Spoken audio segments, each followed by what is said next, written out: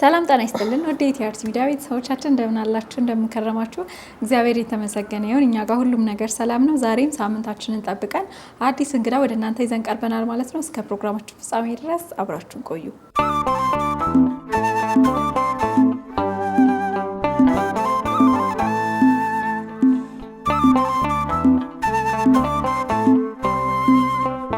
የተመለከታችሁ ያላችሁት ኢቲአርት ሚዲያ ነው ኢቲአርት ሚዲያ ላይ ደግሞ ዘወትር በየሳምንቱ ሐሙስ ወደ እናንተ የሚቀርበው የወጣቶችን ህይወት የምንዳስስበት በጣም ብዙ ነገሮችን የምንወያይበት የምንነጋገርበት ዝግጅታችን ነው ማለት ነው እስከ ፕሮግራማችን ፍጻሜ ድረስ አብራችሁን ቆዩ እንኳን ደህና መጣሽ ሮዲ እንኳን ደህና ተበቅሽ እግዚአብሔር ይመስገን ሁሉ ሰላም ደህና ነኝ ዲማሽ እግዚአብሔር ይመስገን ደህና ነኝ እንኳን አደረሰሽ እንኳን አብሮ አደረሰን ጾመ ነቢያት ውስጥ ነው የምንገኘው እንግዲህ እግዚአብሔር ፈቅዶ 2017ን በሰላም ጨርሰን 2018ን የመጀመሪያ ጾማችንን ጀምረናል ማለት ነው ጾም እንዴት ነው ጾም ጥሩ ነው እግዚአብሔር ይመስገን ያው ይሄ ጾም የጌታችንን መወለድ ነቢያት ልደቱን በማሰብ የጾሙት ጾም ስለሆነ በጣም ደስ የሚል ጾም ነው እግዚአብሔር ይመስገን ጥሩ ነው እንደው ከጾም ጋር ግን የተለየ ገጠመኝ ይኖርሻል ምክንያቱም እኔና አንቺ አንድ አይነት ሰንበት ትምህርት ቤት ነው ያደግነውና ልጅ እያለን እኔ በበኩሌ በጣም የሚከብደኝ ነበር በቃ ጾም ሲባል ይሄ ቤተክርስቲያን ሄዶ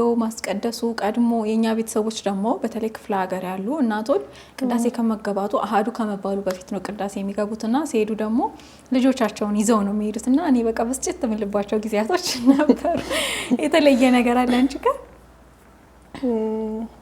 ያው ከጾሙ ርዝመት አንፃር አንዳንድ ጊዜ የሚያቅተን ጊዜ አለ በጣም ብዙ ቅዳሴ ቆመን ማስቀደስ አቅቶን ብዙ የምንቀመጥበት ከዛ እናቶች ተነሱ እያሉ የሚቆጡበት አንዳንዴ ደግሞ ከትምህርት ቤት ዩኒፎርማችንንም ለብሰን ምናምን ነው የምንሄደው ለኛ እንግዲህ ለኦርቶዶክሳውያን አጽዋማቶች ሁሉ ሰባቱም አጽዋማቶች እንደ ግዴታ ናቸው ከ7 ዓመት ጀምሮ አይደለ እና በጣም ብዙ ነገሮች የምናገኝበት ነው ጸልየን ጸሎታችን የሚመለስበት ከእግዚአብሔር ጋር ሞር የምንቀራረብበት ህይወታችንን ቆም ብለን የምናስብበት ነው እና ቀላል ነገር አይደለም እውነት ነው እንደውም አሁን ድሮ የገና ጾም በተለምዶ የገና ጾም ይባላልና ብዙውን ሰው አይጾሙም ነበር እውነቱን ለመናገር እግዚአብሔር ይመስገን አሁን ላይ ግን የእመቤታችን የጽጌ ጾም ራሱ በጣም በብዙ ያሳለፍነው ጾም ማለት ነውና በጣም በብዙ ክርስቲያኖች የሚጾሙበት ጊዜ ደርሷልና አሁን ጊዜው ሁሉም ነገር እየተሻሻለ ወጣቱም እምነቱ ላይ ያለው ነገር በጣም እየጠነከረ መጥቷልና እኔ እንደዛ ነው የምረዳው አንቺ ካየሽ ምን ትረጃለሽ በጣም ትክክል ነው ያው በጾም ውስጥ የምናገኘው ነው በረከት አሁን ላይ ብዙ ሰው ተረድቶታል ብዬ አስባለሁ ምክንያቱም ስጋችንን የምንቀጣበት ለነፍሳችን እረፍት ለነፍሳችን ሰላም በጾም ውስጥ ለምን ስጋ ትደክማለች ነፍሳችን ትለመልማለችና ይሄንን የምናገኝበት ስለሆነ ለነፍሳችን ጊዜ መስጠታችንን ከአምላካችን ጋር ከእግዚአብሔር ጋር ለመገናኘት ጊዜ መስጠታችንን ነው የሚያሳየው ያው ጾም መውደድ መጀመራችን ማለት ነውና ያው እንደምታውቂው ከጤናም አንፃር ደግሞ ጾም እየተመከረ ነው በደንብ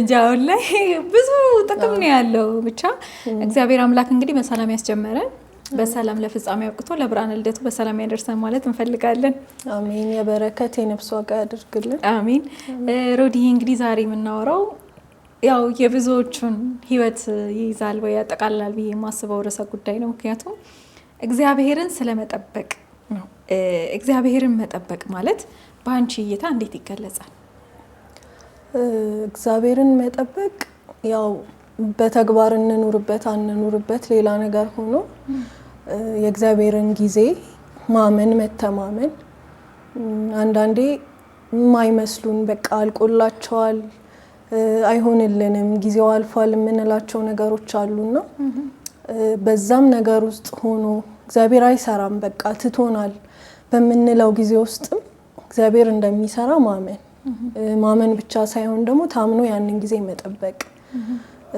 እግዚአብሔር ቃሉን የሰጠ የታመነ ነው እንደሚል እግዚአብሔር እንደማይዋሽ እንደሚያደርግ አንዴ የሰጠንን ተስፋ እንደሚያደርግልን በመተማመን መጠበቅ ነው እግዚአብሔርን መጠበቅ ማለት በጣም የብዙዎቹን ህይወት የሚዳስስ ነው ለምንድነው ብዙዎቻችን በየራሳችን ጉዳዮች እንፈተናለን ብዙዎቻችን መልስ እንጠብቃለን ምናልባት ለአመታት ሊሆን ይችላል ምናለክሰው አስቢው እንደዚህ አይነት ነገር የሚያጋጥማቸው ደግሞ የሚገርምሽ ነገር በጣም ወደ ቤተክርስቲያን ቀረቡ በመንላቸው ሰዎች ነውና ሁሉም ሰው የየራሱ ችግር አለበት።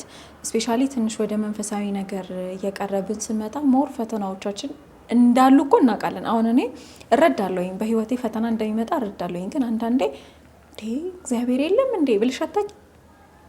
ያውቃለሁ በጣም ብዙ ጊዜ ብያውቃለሁ። እና በፊት ትዝ የሚልሽ ከሆነ ዲያቆን መምህር ፍቅሩ ሲያስተምረን ስለ ዴማስ እኔ በጣም ዴማስን በቃ በጣም እፈርድበት ነበር፣ በጣም እቀየመው ነበር። ለምን ቅዱስ ጳውሎስ ዴማስ ቺን ዓለም ወዶ ትቶኛል ነው የሚለውና ያኔ በቃ ልጆች ሆነን በመንፈሳዊ ቅናት እንዴት እግዚአብሔርን እያወቀ እንዴት ብዙ ነገር ተደርጎለት እንዴት ትቶት ይሄዳል?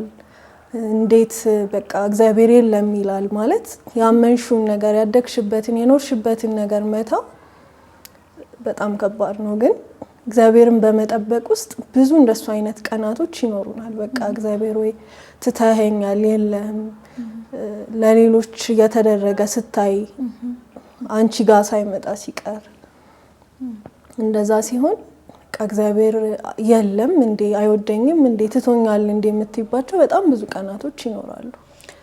አይኖሩም ማለትም አንችልም። ከዛ ምን አለ መሰለሽ ወደ ማማረር ደግሞ እንገባለን። አንዳንዴ በማማረር ይሄ የሚያማረሩ ሰዎች አሉ አይደለ? እግዚአብሔርን በጣም በቃ እሱ የለም ትተኸኛል ምናምን። እግዚአብሔርን እኮ ተቀይሜዋለሁ እኔ ራሴ ይላለኝ ዛሬ ተቀይሜ ካለሁ። እንደምታውቂው እኛ የመድኃኒዓለም ደብር ልጆች ነንና በጣም አታሽመንት ታለን ከፈጣሪ ጋር ብዬ ነው ማስበው። እዛ ደብር ያደገ ልጆችና በቁም ነገር እጄ እንዴ በጣም ተቀይሜያለሁኝ ታውቃለህ አለዋለሁኝ። በጣም ብዙ እግዚአብሔርን ተቀይሜያለሁኝ ያልኳቸው ቀኖች አሉ ማያልፉ የሚመስሉ ገብቶሻል።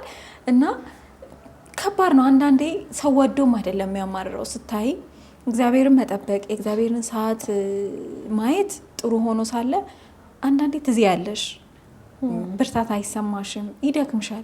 በዛ ላይ ደግሞ ኃያሉ ጠላታችን ዲያብሎስ አለ።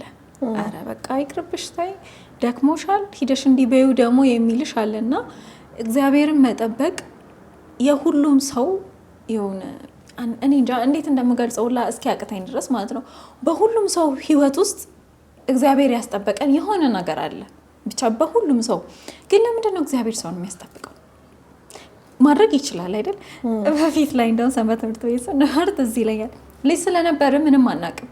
ግን እያደግን ስንመጣ እኔ አሁን እያገናዘብኩት ያን የተማርኩትን ነገር እንትን እያልኩት እመጣለሁ እያስተዋልኩትና ለምንድን ነው ማድረግ ይችላል ፈጣሪ ነው ምንም ነገር ማድረግ ይችላል። ሰው ታዲያ ለምንድን ነው የሚያስጠብቀኝ ብዬ በጣም ብዙ ጊዜ ጥያቄ ያነሳውባቸው ጊዜያቶች ነበሩ። እግዚአብሔር ለምንድን ነው የሚያስጠብቀን? ያው እንዳልሽው የኔም ድካም ነው። ሰው ግን ከጥንካሬሽ ብቻ አይደለም የሚማረው አንዳንዴ ከድካማችንም ነውና ብዙ ጊዜ ጠብቀው ያገኙ ሰዎችን ስታይ የጠበቁበት ነገር በጣም መልካም እንደሆነ ነው የሚናገሩት።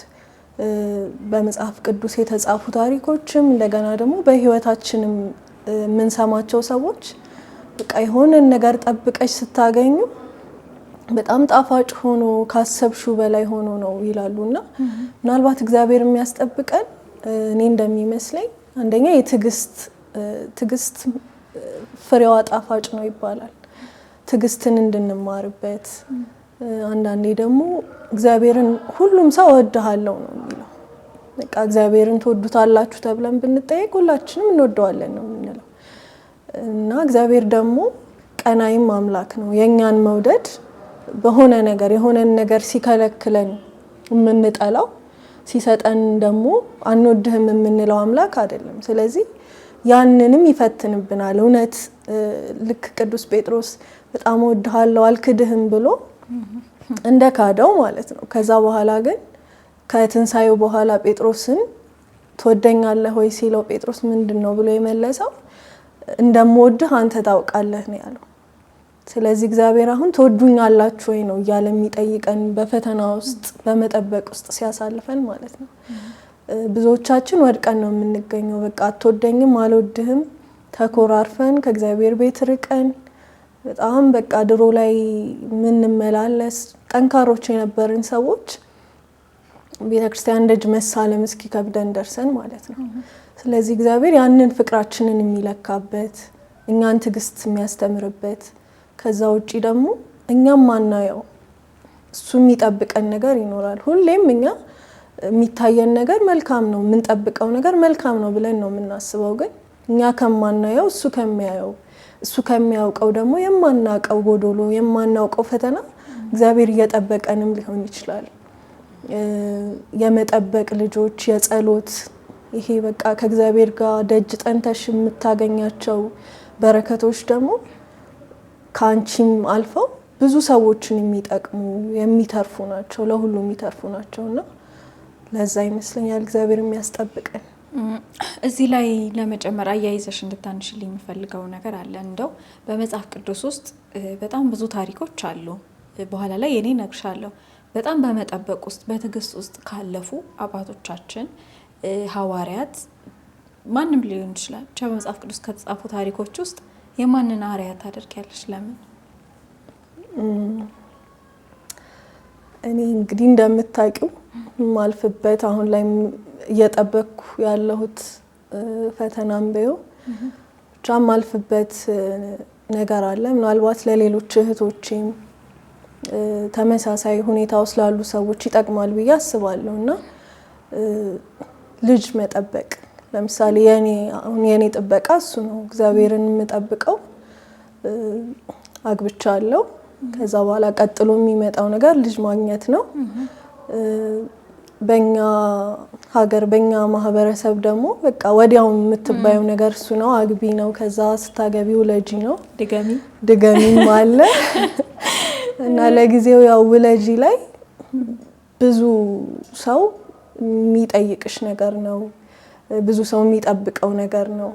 ያንቺን ብቻ አይሆንም ደግሞ በዙሪያሽ ያለ ቤተሰብ የሚያውቅሽ ሰው ሁሉ ካንቺ መልካም በመመኘት ብቻ ደሞም እግዚአብሔር የሰጠን ተስፋ ስለሆነ ልጆችን እንድታገኝ ማንም ሰው ይመኛል።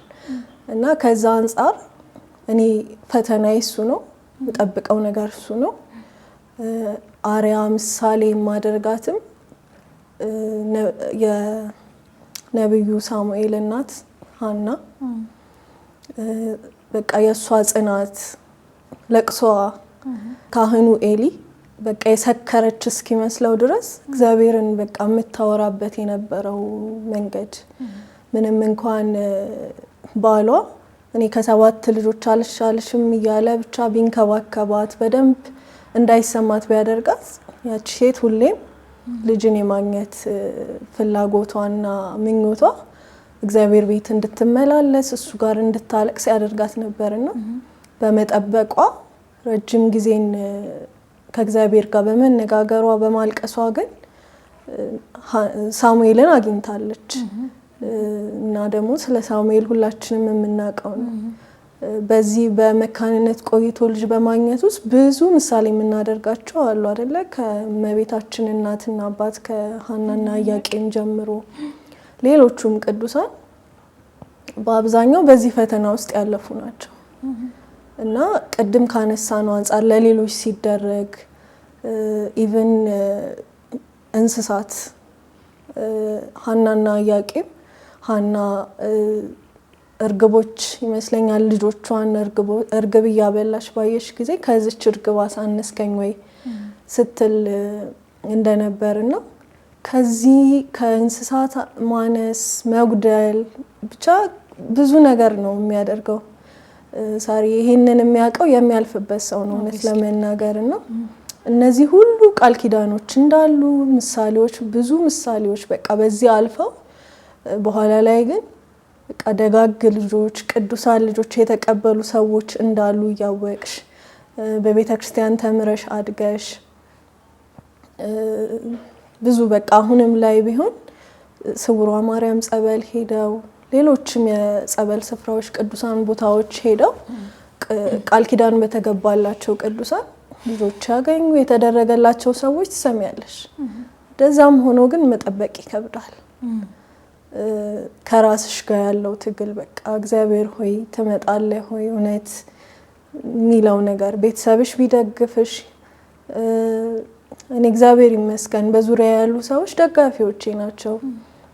የሚያበረቱኝ ናቸው፣ የሚጸልዩልኝ የሚሳሉልኝ ናቸው። እና በዚህ ሁሉ ስለት በዚህ ሁሉ ጸሎት ውስጥ ግን አለመሆኑ ያዝላል፣ በቃ ያደክማል። ከእግዚአብሔር ጋር ያለሽን ነገር እስከ ማጣት ድረስ ከባድ ነው። ግን ደግሞ እነዚህን በዚህ ውስጥ አልፈው የተደረገላቸውን ያሸነፉ በቃ ዛሬ ምሳሌ ብለን የምናነሳቸውን ሰዎች ማሰብ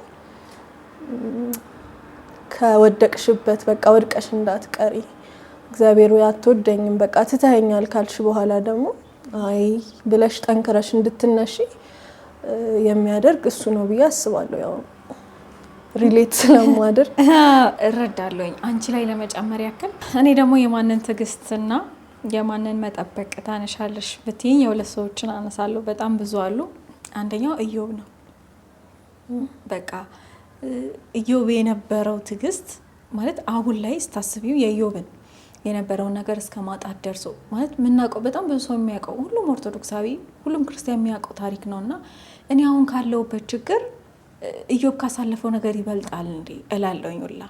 እና እግዚአብሔር ደግሞ መጨረሻ ላይ እንዴት አውጥቶኝ ካሰው። ከዛ በጣም የምወደው የሚገርምሽ ነገር እኔ ስሜን በጣም ነው የምወደው። በዚህ አጋጣሚ እጅግ በጣም ፕራውድ ማደርግበት ስም ነው ያለኝ። ለምንድን ነው? ሳራና አብርሃም ለእኔ እጅግ በጣም የተለዩ ሰዎች ናቸው። በምንድን ነው? በነበራቸው ፍቅር። አብርሃምና ሳራ ልጅ ለማግኘት በጣም ብዙ አመታትን ኦልሞስት ወደ 99ና 98 ማለት 99ና 98 አሁን ላይ ማን አለ ራሱ በዚህ ሰዓት ያስብልሻል። በሰዓት ያን እድሜ የሚደርስ አለ እንዴ? ሴት ልጅ የወር አበባውን ማየት ካቆመች በኋላ ማለት አርጅታለች። በቃ በዛ ሰዓት ምንም አይነት ልጅ ልትወልድ አትችልም እንደኛ። ግን የአብርሃም ጽናት፣ አብርሃም ለሚስቱ የነበረው ፍቅር፣ በዛ ውስጥ እግዚአብሔርን መጠበቅ ነበር። ከባድ ነው የሰው ነገር። የሚገርምሽ ነገር አሁን አይደለም ሰው እንደዚህ አታረጊም፣ ለምን እንደዚህ አትወልጂም፣ እንደዚህ አትወልጂም ላይ ብቻ አይደለም አታገቢም የሚል ከባድ ፈተና አለ። በጣም ከባድ። አንቺ አሁን አግብተሽ እዛ ደረጃ ላይ ትዳርን አልፈሽ ኦልሞስት ከትዳር በኋላ ልጁ የሚመጣው እዛ ላይ ስለደረስሽ ነው። እኛ ያላገባን አሁን በጣም የምንጨነቀው አታገቡም እንዴ ነው። አታገቡም እንዴ ኢነሰንስ አንዳንድ ሰው ላንቺ ከማሰብ ነው፣ አብዛኛው ሰው ላንቺ ከማሰብ ነው። አንዳንድ ሰው ደግሞ የሆነ አለ በቃ እንዴ ዝም ብሎ ሊተናኮልሽ የሚል ሰው አለ። ትዳር ከእግዚአብሔር ነው። ተነስተሽ ልጅ ከእግዚአብሔር እንደሆነ ሁሉ ትዳርም ከእግዚአብሔር ነው። ተነስተሽ የምታገቢበት ተቋም አይደለም ወይ ተነስተሽ የምትገቢበት አይደለም። እግዚአብሔር ያዘጋጀልሽን እጅግ በጣም የሚወድሽን የምትወጂውን እና እግዚአብሔርን የሚፈራ በእግዚአብሔር ሀሳብ ላይ የሚጓዝ ነገ የሆነ ነገር ሀፕን ቢያደርግ እንኳን አይዞሽ እግዚአብሔር አለ የሚልሽን አይነት ባል ማግኘት አለብሽ መጀመሪያውኑ ለማግባት። እና የአብርሃምና የሳራ ታሪክ ለእኔ በህይወቴ እጅግ ይሄ እንዴት በቃ መግለጽ ነው ሁላ የሚያቅተኝና በእነሱ ቤት በጣም ብዙ ነገር ያለው እግዚአብሔርን እንዴት እንደሚያከብሩ፣ እግዚአብሔርን ምን ያህል ጊዜ እንደጠበቁ፣ ባልና ሚስት ምን ያህል እንደሚዋደዱና ከምልሽ በላይ በጣም በስሜ ፕራውድ ነው ማደርገው። ስሜን በጣም ነው የምወደው። ምክንያቱም የሳራን ትዕግስት ከምንም በላይ በብዙ ነገር ላይ ተጎጂ ሴት ልጅ ነች። እውነታው በቃ በምንም ነገር አትወልጂም ላይም አታገቢም ላይም ሴት ልጅ ነች። ወንድን አታገባም እንዴ ምናምን በቃ ለቀልድ ሊባል ይችላል። ሴት ስትሆን ግን አይምሮሽን የሚጎዱ ነገሮች እየተነገሩሽ ነው አታገቢም እንዴ የምትባዩ። አትወልጂም እንዴ ወንድ ልጅ አትወልጂም እንዴ አይ እሱ እኮ አይደለም እሷ ነች ይባላል። ምንም እኮ ሰው እኮ ምንም ስላንቺ የሚያውቀው ምንም ነገር የለም። እና በህይወቴ ውስጥ የእነሱ ሁለቱ ጽናት በጣም ያስገርመኛል። እና የሚገርምሽ ነገር ሮዲ በጣም ማይፈተን ሰው የለም። እኔ በህይወቴ በጣም ብዙ ነገር ተፈትነን ነው ሁላችንም ያለፍነው ስለምንተዋወቅም ማለት ነው። እና ቶሎ ብዬ ተስፋ ልቆርጥ ስል መድኃኒዓለም ላይ ቶሎ ብዬ አስታውሳለሁ ያቺን ነገር። እንዳልኩሽ ነው እኛ መድኃኒዓለም ደብር ነው ያደግነው። ከመድኃኒዓለም ጋር ያለን አታችመንት አለ። ሰው እየተነገረን የመጣ ነው ነገር አለ። እና ግን በህይወቴ ውስጥ የሆነ ነገር ላደርግ ስል ቶሎ ብዬ የምሬን ነው የምልሽ እውነት የነሳራንና የአብርሃምና የሳራን ቤተሰብ ቤት አስበዋለሁኝ። የኢዮብን ጽናት አስበው ከምንም በላይ የኢዮብን ጽናት አስበዋለሁ። ከዛ ምንድነው እግዚአብሔር ይሄ ቀን አልፎ የተሻለ ነገር እንደሚያመጣልኝ በኩራት ነበር ድሮ መናገረው። አምጥቶልኛል። ከዚህ በኋላም እንደዛ ይቀጥላል። እና በጣም የብሶ ችግር ነው በቃ አሁን ላይ በጣም ብሶ ሃይማኖቱን የሚቀይር የሚመስለው ሰው ራሱ የሚያጠፋ እኮ መጠበቅ ስላቃተው ነው። በዛውም በጣም ትንንሽ በእርግጥ ስትሸከሚው ነው የሰውን ህመም የምታውቂው። ለእኛ በጣም ቀላል የምንላቸው ነገሮች ለዛ ሰው ከብደውበት ቢሆን ነው ከመንግስቱ የሚያስወጣ መሆኑን እያወቀ ራሱን ለማጥፋት የሚሄደው ሰውና ብዙ ጊዜ ግን ሰው ውጪ ላይ ሆኖ ይፈርዳል። በቃ እንደዚህ እኮ ነው እንደዚህ እኮ ነው፣ ለምን እንደዚህ አታደርጊም፣ ለምን እንደዚህ አይሆንም፣ እንደዛ ነው ይልሻል ሰው በገባው መጠን ላንቺ በማሰብ ማለት ነው። ግን ያው የተሸከመውን የሚያውቀው ያዘው የተሸካሚው ሰው ነው። ከዛም ውጪ ግን አንዳንዴ ደግሞ ንግግሮቻችን፣ ጥያቄዎቻችን ራሱ ምን ያህል ያንን ሰው ይጎዱታል የሚለውን ማሰብ ያስፈልጋል ብዬ አስባለሁ።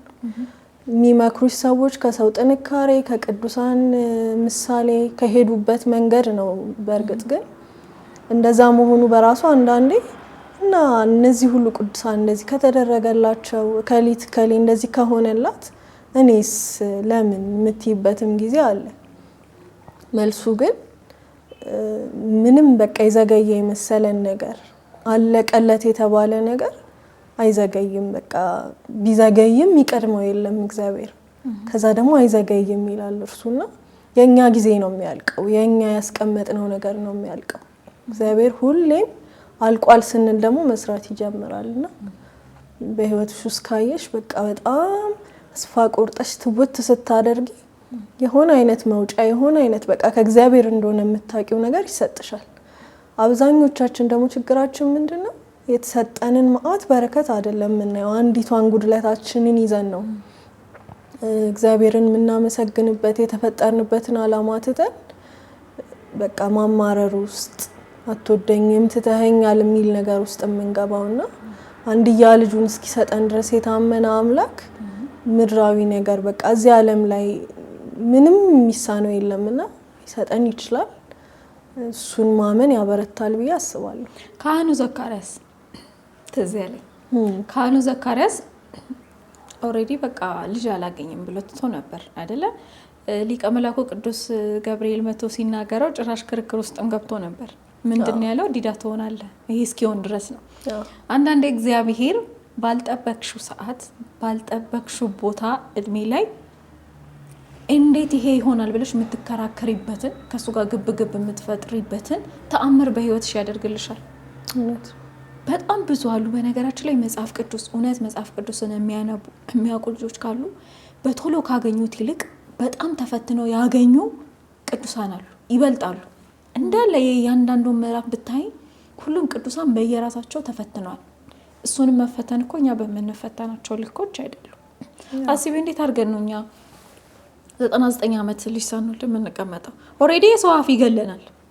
መቀመጥ እኮ አይደለም አንደርስም፣ እድሜያችንም አይደርስም። ከዛ ፊት ደግሞ የሰው አንደበትም ይገለናል። እና ሰውን ለማድማት የሚነሱ ሰዎች ሰውን ለማድማት ሆን ብሎ በቃላት ምን አይነት ቃል ይጎዳሻል እሱን የሚያውቁ ሰዎች አሉና ሆን ብሎ ሊጎዱሽ ይመጣሉ። ግን ምንድናቸው? አያውቁትም።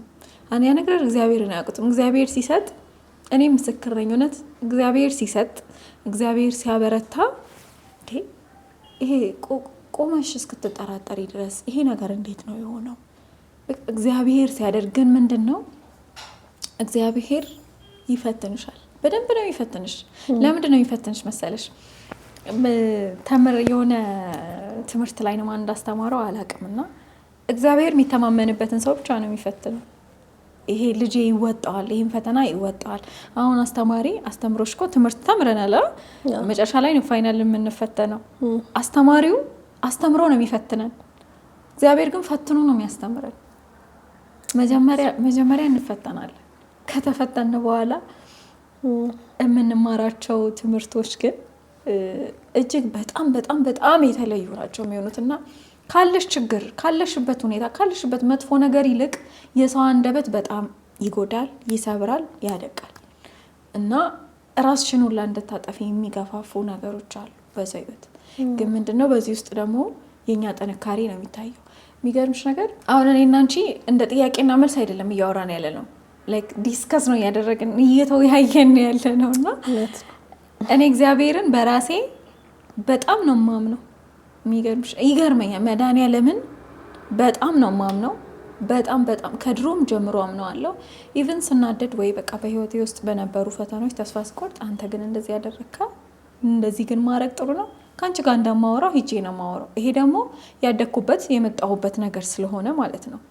እንደዛም ሆኖ ግን እግዚአብሔር እንደው በሚያውቀው ነገ ላይ እንደሚሳካልኝ ግን አውቅ ነበር። አሁን እያለቀስኩባቸው የነበሩት አመታትን ወይ ዋጋ የከፈልኩባቸው ነገሮች እንዳለ ሁሉ የሆነ ሰዓት ላይ ግን በቃሽ ብሎ እንደሚክሳኝ አምን ነበር። አድርጎልኛል።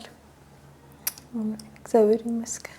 በቃ ታውቂያለሽ አሁን ላይ እኔ እንጃ ሳውራው ለበጣም ነው የምደሰተው። በጣም ብዙ አመት ፈጅቶብኝ ሊሆን ይችላል። ምናልባት የእድሜን ግማሽ ወስዶብኝ ሊሆን ይችላል የነበሩት ነገሮች ማለት ነው። ግን ለበጎ ነው አላልሽም? አሁን ላይ ሲያልፍ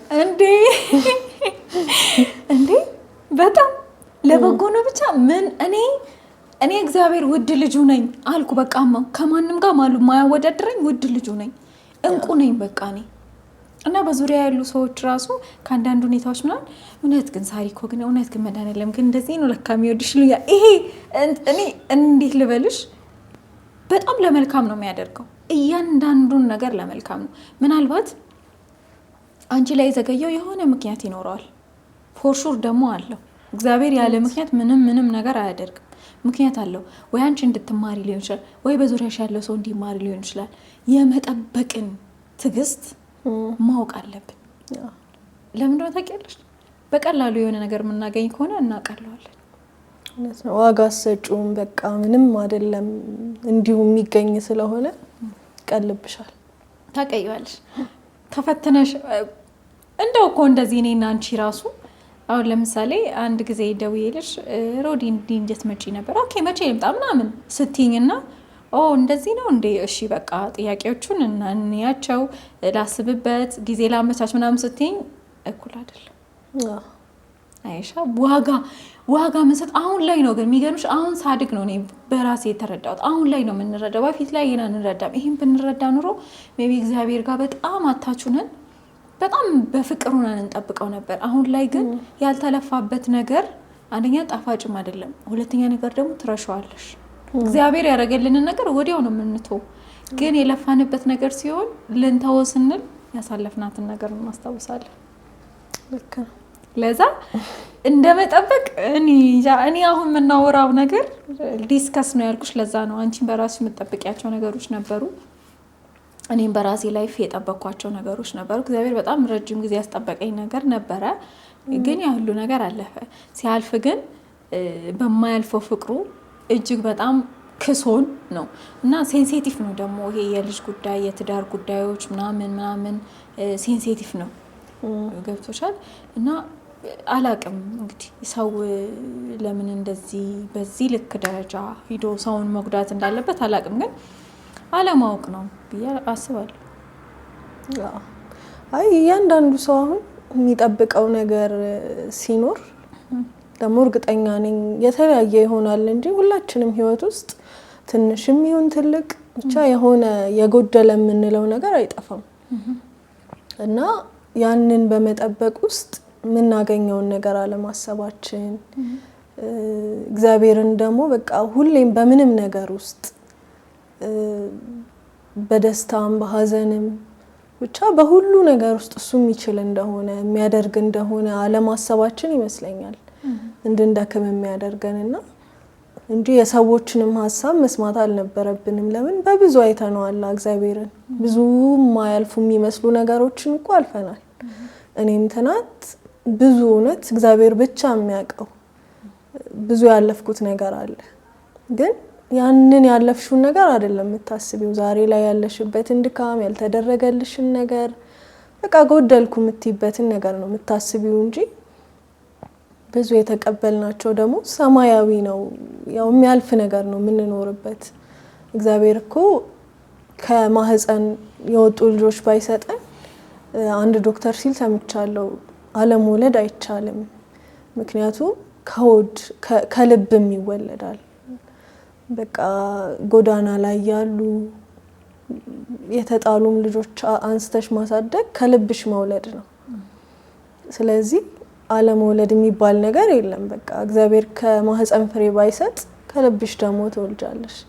ምናልባት እኛ ያጠፋነውን ጥፋት በቃ ከእግዚአብሔር ጋር ስንኖር ያጎደልናቸውን ነገሮች ለመሙላት እኔ ከልጅነቴ ጀምሮ እናት ስሆን ለልጆቼ እንደዚህ አድርጌ ልጆቼን በቤተ ክርስቲያን እንደዚህ አሳድጌ የምል ሰው ነኝና ዛሬ ላይ በቃ እሱን ማሰብ በቃ ላይሆን ነው ማለት ነው። ያሰብኩት ነገር ላይደረግልኝ ነው ማለት ነው። በቃ እኔ ቀረሁኝ ምናምን ትያለሽ። ሌሎች ሰዎች ከጎንሽ 2-3 ልጆች ሲወልዱ አብረሻቸው የትዳርን ጉዞ የጀመርሽ ሰዎች በቃ ወደ ኋላ ይቀረሽ አንቺ ብቻ በቃ ደግሞ የሴት ልጅ እድሜ ይባላል። እግዚአብሔር ይመስገን ገና ብዙ አለን። ግን በቃ አሁን ሳራ እኮ በ99 ዓመት ልጅ ስትወልድ ስታስቢው አርጅታለች። ያቺ ሴት ምን ማለት የልጅ ጣም አይገባትም ትያለሽ። ግን ከዛ በኋላ እኮ ረጅም ጊዜ ነው የኖረችው ሳራ። በቃ ያ ጊዜ ላይ መሆኑ ከምንም አላስቀራትም። ይስሐቅ ልጇ አድጎ አይታው አይደለ ብዙ ነገር ሆኖ ነው ያለፈችውና ያ ስለሆነ አሁን በእኛ ካልኩሌሽን በእኛ እንትን በቃ ይሄ ነገር አልቋል፣ አሁን እኮ ቢመጣም እኮ ይጠቅመኝም ምናምን የምንለው ነገር ይኖራል። ግን ስቲል እግዚአብሔር በቃ ጊዜ አያልፍበትም፣ እሱ መስጠት ይችላል። በ99 ዓመትሽ ልጅ ሰጥቶሽ እንድታሳድጊው ሌላ ተጨማሪ ደግሞ እድሜ ይሰጥሻል።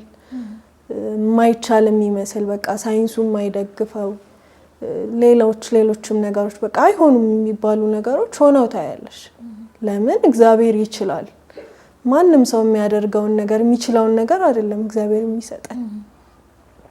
በቃ ተአምር የሆነ እርሱን የምናመሰግንበት እሱን የምናከብርበት እንዲሆን ይፈልጋልና ይሄንን ማመን ያበረታል ብዬ አስባለሁና ሌሎች እህቶቼም በእኔ መንገድ የሚያልፉ ይሄንን እያሰቡ እንዲበረቱ ከዛም ውጪ ደግሞ ይሄንን መንገድ አልፈው የተሳካላቸው የሆነላቸው ሰዎች በየጸበል ስፍራው በተለያየ ተአምር የሆነላቸውም ሰዎች ወጥተው ሀሳባቸውን ቢያካፍሉ በአንቺ ህመም ተመሳሳይ ህመም ውስጥ እያለፍኩኝ ከሆነ እህቴን እንደዚህ ሆኖ አልፌዋለሁ ያልፋል የሚልሽ ሰው መስማት በጣም ያበረታል።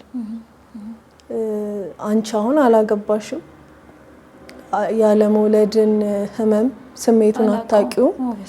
አንቺ ከምትነግሪ መጽሐፍ ቅዱስ ላይ ያለች ሴት አንስተሽ ከምትነግሪኝ ይበልጥ ዛሬ ላይ በእምነቷ ጸንታ እግዚአብሔርን ጠብቀው በቃ ይሄንን ፈተና አልፋ የተሳካላትን ሴት ምስክርነት መስማት እኔን ያበረታኛልና እንደሱ አይነት ነገሮች ቢለመዱ በዚህ ፈተና ውስጥ ወደኩኝ ከዛ እንደዚህ አለፍኩኝ እግዚአብሔር ይችላል በቃ አነሳኝ የሚሉ ነገሮች በዚህ በኔ ጉዳይ ብቻ አይደለም በየትኛውም ነገር ውስጥ ሰዎች በሚጠብቁት ነገር ውስጥ ሰዎች የሆነላቸውን ነገር ያለፉበትን ፈተና መውደቃቸውን ቢያወሩ ጥሩ ነው ብዬ አስባለሁ። ወደ መጽሐፍ ቅዱስ ታሪክ ስመለስ የሳሙኤል እናት ሐና በጣም ብዙ ሰዎች ያንገላቷት ነበር። ማለት መውለዳችን ይሏት ነበር። ከራሷ ህመም ባሻገር የሰዎች አፍ እጅግ በጣም ህመም ሆኖባት ነበር። ኢዮብ የገዛ ሚስቱ ተነስታበት ነበር።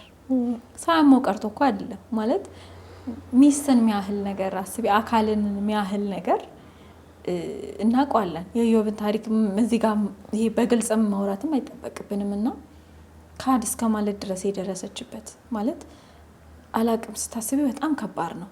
ችሏል። መጻጉዕ 38 ዓመት ተኝቷል በአልጋ ላይ። እግዚአብሔርን ቀን ነው እየጠበቀ ያለው። ግን የሚገርምሽ ነገር ድሮ ሰንደይ ስኩል ስንማር 38 ዓመት ቁጭ ብያ ሰላ ነበር። እንዴት 38 ዓመት እንዴት ሆኖ ግን እንዴት ለመሞት አያስብም እል ነበር። ገብቶሻል? ለካ የሚኖረው ሰው ሲኖርበት አያውቀውም።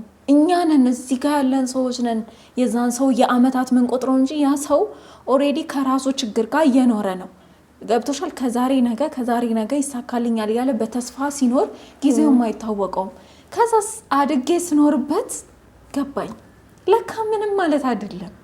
ስትኖሪበት ይሄ ወይኔ እሱ 30 ዓመት እንዴት 38 ዓመት እንዴት አልጋ ላይ ተቀመጠ እላለሁኝ።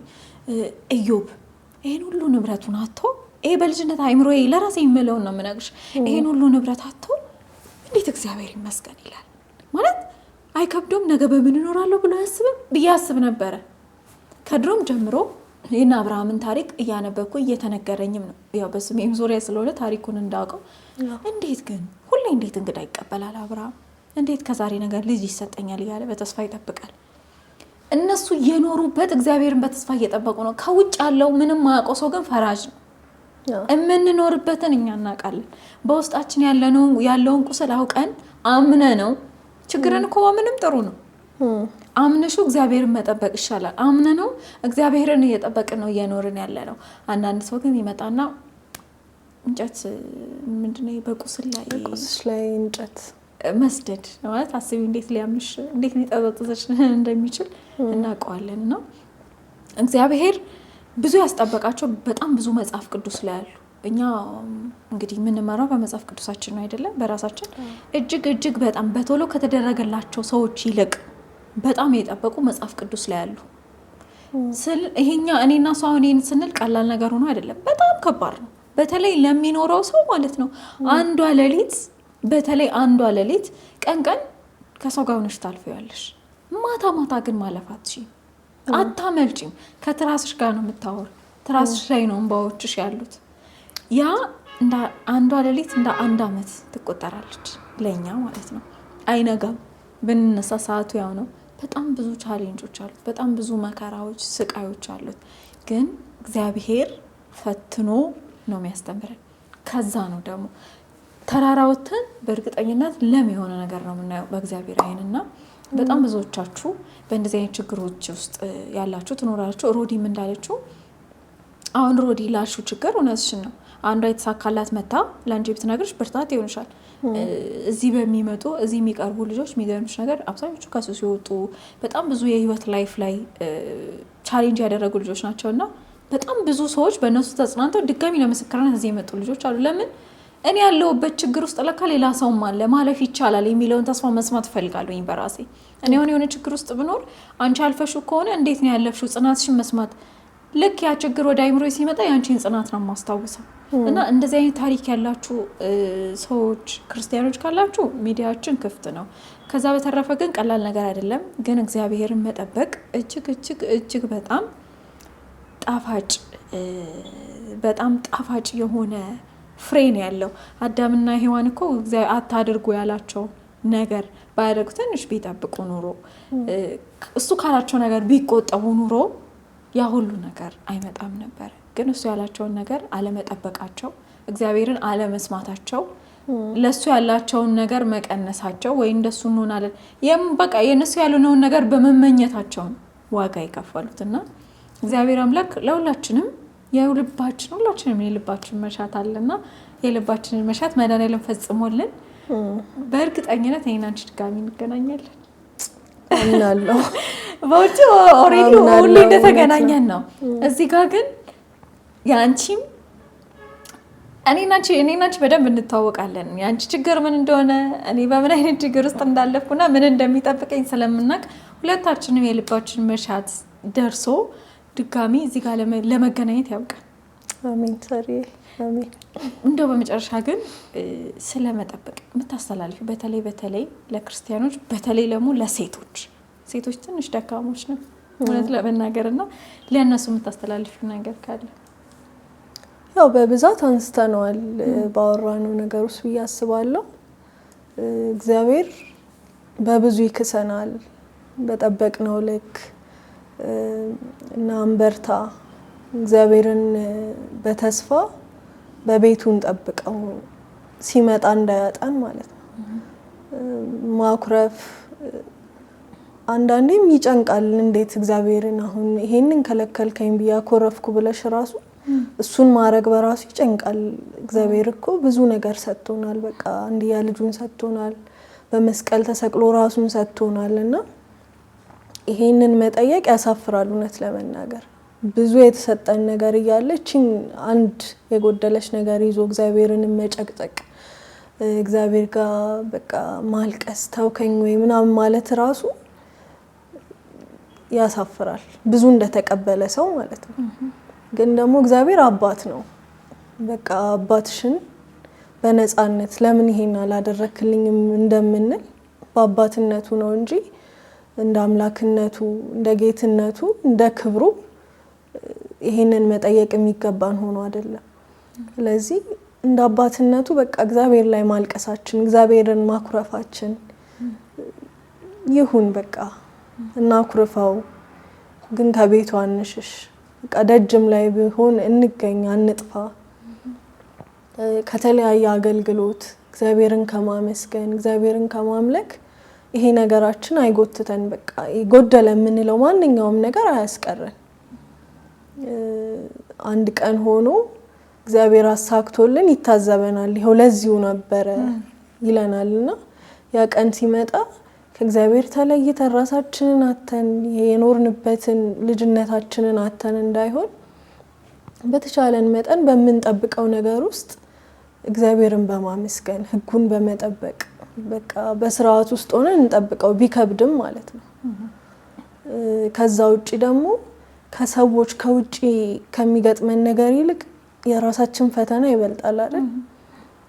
ሰዎች ቢናገሩን ወይ ብቻ የተለያየ ነገር ቢሉን እሱን መቋቋም ይቻላል። እንዳልሽው ከራስሽ ጋር የምትሆኝባት ጊዜ ይሄ የለቅሶ ሰዓትሽ ብቻሽን የምታዳምጪው ጊዜ ከባድ ነው እና አንዳንዴ ሰይጣንም እሱን ነው የሚጠቀምበት። በቃ በጆሮአችን ሹክ የሚለን አልቋላ፣ በቃ እሱ አይወድሽም ትቶሻል የሚል ነገር የሚነግረን በዛ ዝም ባልንበት ሰዓት ነው፣ ራሳችንን በምናዳምጥበት ሰዓት ነው። እና እግዚአብሔር በእርግጥ ይመጣል። ይዘገይ የሚቀድመው የለም፣ ደግሞም አይዘገይም። የእግዚአብሔር ጊዜ መቼም አይዘገይም። ይህንን በተስፋ እንጠብቅ። በእኔ መንገድ የምታልፉ እህቶቼ በርቱ።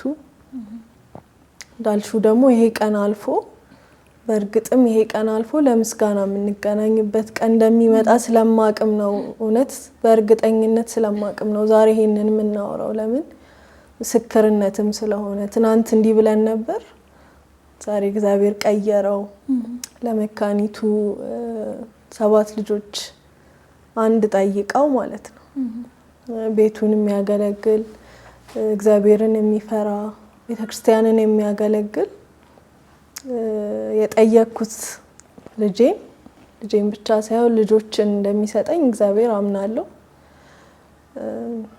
በቃ በርታ ነው ብለው እኔ ደግሞ እግዚአብሔር ካለንበት ችግር አሳልፎ በጣም እጅግ የተወደደ እጅግ በጣም የተለየ ቀን እንደሚያመጣ ምኑኜ ነው እንደዛ ያዘንኩት ሁላ የምናስብልበትን ቀን እንደሚያመጣ እኔ ደግሞ ምስክር ነኝ። ምክንያቱም ያን ቀን አምጥቶልኝ አይቼዋለሁ። ብዙ አስጠብቆኛል፣ ግን አይቼዋለሁ። በጣም እርግጠኛ ነኝ ይመጣል። ብቻ ምንድነው ትንሽ ትዕግስትና እምነትን ነው የሚጠይቀው። የሰናፍጭ ያህል እምነት እኮ ቢኖራችሁ አይደል የተባለው? ትንሽ እምነት ነው። በእርግጠኝነት እግዚአብሔር ቀን ያመጣል። በጣም በእርግጠኝነትና ሮዲዬ በጣም አመሰግናለሁ እዚህ ድረስ መጥተሽ። እኔ እውነት ደስ ነው ያለኝ። በቃ ዛሬ ላይ እንደ ጥያቄና መልስ ሳይሆን ዲስከስ ነው ያደረግነው፣ ያው ስለ ህይወት ስለሆነና እንዳልኩሽ ነው እግዚአብሔር አምላክ ፈቅዶ የሆነ ጊዜ ላይ ደግሞ ድጋሚ እንደምንገናኝ በዚህ ርዕስ ተስፋ አደርጋለሁ። ለምስክርነት ማለት ነው፣ ሁለታችንም ለምስክርነት እንደምንገናኝ በጣም አመሰግናለሁ። እግዚአብሔር ያክብርልኝ። እግዚአብሔር የልብሽን መሻት ሁሉ ይፈጽምልሽ። አሜን። ሳሪ እኔም እግዚአብሔር ያክብርልኝ፣ አክብረሽ ስለጠራሽኝ። ብዙዎችም ባይሆኑ ብቻ በመጠበቅ ውስጥ ያሉ ካወራነው ከተወያየንበት ነገር ብዙ ይማራሉ ብዬ ተስፋ አደርጋለሁ። እመኚኝ ደግሞ ያሳደገን መድኃኒዓለም አይተውንም። ተመልካቾቻችን እንግዲህ የዛሬው ትንሽ ለየት ያለ ዝግጅት ነው። እግዚአብሔርን ስለመጠበቅ ነው። በጣም ብዙ ነገር ከእህቴ ሮዳስ ጋር የተወያየ ነው ያወራ ነው ማለት ነው። በዚህ ነገር ውስጥ እያለፋችሁ ያላችሁት በጣም ብዙ ሰዎች እንዳላችሁ እኔ በእርግጠኝነት መናገር እችላለሁ ማለት ነው። ተደርጎላችሁ ጠይቃችሁ ጠብቃችሁ ተደርጎላችሁ አሁን ላይ ግን በደስታ ያላችሁ ሰዎች መታችሁ መመስከር የምትፈልጉ ከሆነ ከስር ስልክ ቁጥር እናስቀምጥላችኋለን። ሁሌም ቢሆን እግዚአብሔርን ጠብቅ፣ እሱ ለኛ ከኛ የተሻለ ያውቃል ለማለት እንወዳለን ማለት ነው። የዛሬው ዝግጅታችን ይህን ይመስል ነበር። ቀጣይ በሌላ እንግዳ እስከምንገናኝ ድረስ ቸር ቆዩልን።